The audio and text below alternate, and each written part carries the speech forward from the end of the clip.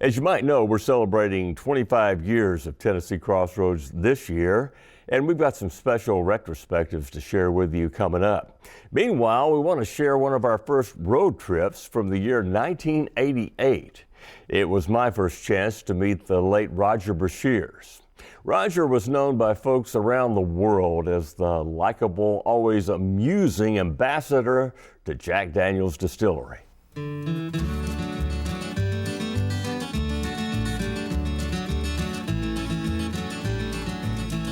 Mention the town Lynchburg, Tennessee to anyone, and they'll immediately think of Jack Daniel's. Small wonder.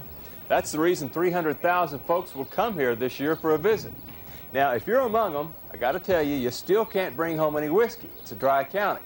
But you will get a lot of hospitality, and Roger Brashears is one of the reasons. Roger helps preserve the genuine down-home image of Jack Daniel's by just being himself.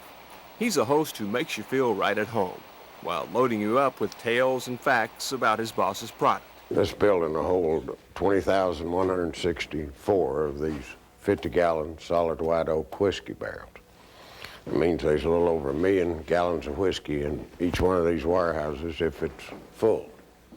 Roger loves telling folks about the country's oldest distillery, founded by Jasper Newton Jack Daniels in 1866. He'll show you how, despite some new machines, the old ways of making whiskey are still sacred. This sugar maple we use is the same thing they tap up in the Northeast to make maple syrup out of, but we figured, that's too much work. We'll just cut it down and make good whiskey out of it. And it's the charcoal slowly filtering the sour mash whiskey that gives Jack Daniel's its distinguishable taste and its international demand.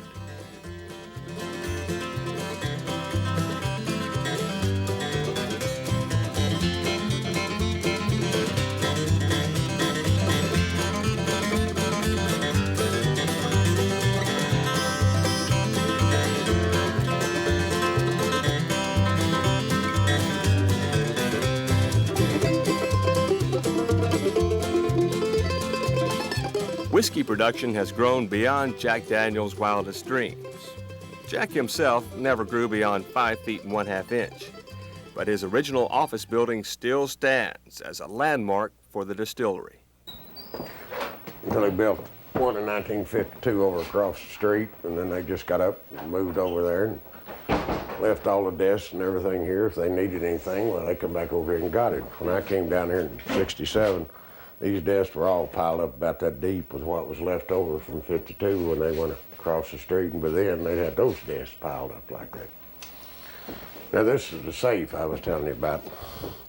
I'd kind of watch it if I was you, because this is what started Jack Daniel's downfall. Oh, yeah? His nephew, Lem Motlow, I was telling you, didn't inherit the distillery from him, ran the office for him, and he needed a combination. Well, Uncle Jack got here one morning before Lem and wanted to open it and couldn't open it, and he got mad and kicked it.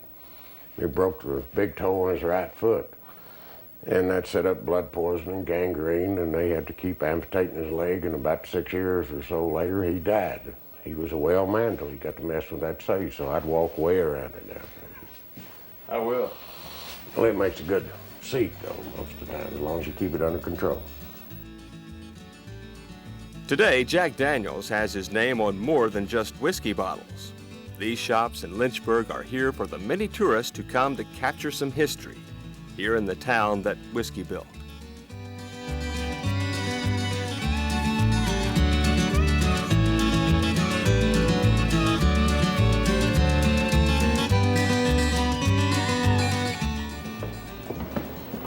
So this was the saloon originally owned by Jack Daniel's himself. Yeah, this is the first retail outlet for Jack Daniel's whiskey.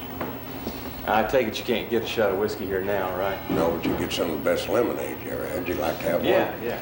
Hey, Star, bring some lemonade. Now, back in the old days, what would it cost to get a shot of good old Jack Daniel's? Well, we've got a really poster we found around here where it's 5 cents a shot. Now, I don't know whether that's an ounce or a 2-ounce shot, but it was 5 cents. Roger seems to have a good job as PR man for Jack Daniel's. But how do you get a job like this man's? He's a professional Jack Daniel's whiskey taster. Well, you got to have 4 qualifications, Mitch. You got to have a note from your mother, your preacher, your wife, and somebody in the community saying you won't swallow, and then they'll consider you. You can't swallow it. No, they really don't. They taste before they eat, and if they're like me, smoke too much, you don't smoke or eat before you taste, because you know, anything like that you do will kill your taste buds, and if you ever swallow, you can't taste as well after. But now I'll tell you, they're awful happy in the afternoons around here. I don't know what they do with that last one. Actually, it takes about 350 people to make Jack Daniels, not the least of which is the veteran ambassador of good whiskey.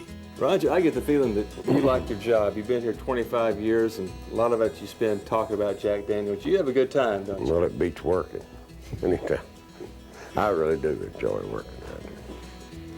You can't buy whiskey. It's a dry county. You can't give it away to tourists, but do employees get free whiskey now and then? Well, now, the first Friday in every month is Good Friday down here. That's sample day, and we all get a pint of whiskey.